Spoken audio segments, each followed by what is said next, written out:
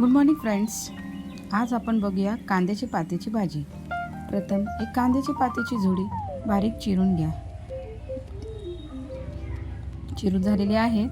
तर आता त्याचे कांदे जे आहेत ते चिरून घ्यावे, उभे किंवा बारीक तुम्हाला हवे तसे तुम्ही चिरू शकता. आता माझा कांदाही चिरून झालेला आहे.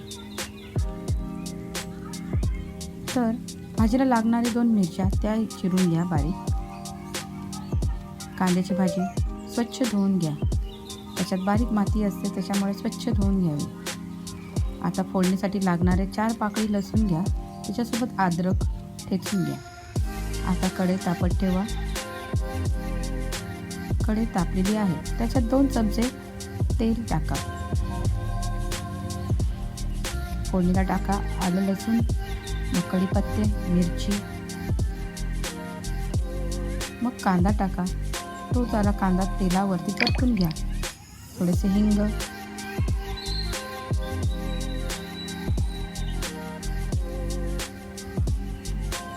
आता हळद टाका. 1 चमचा हळद टाकून थोडंसं परतवा.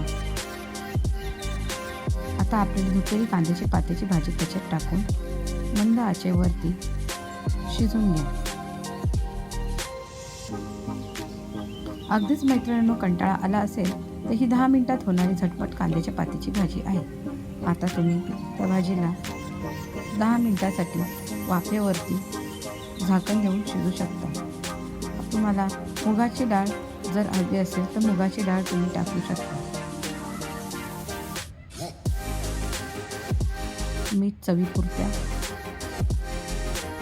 परतून घ्या आणि आता वाफेवरती शिजवा.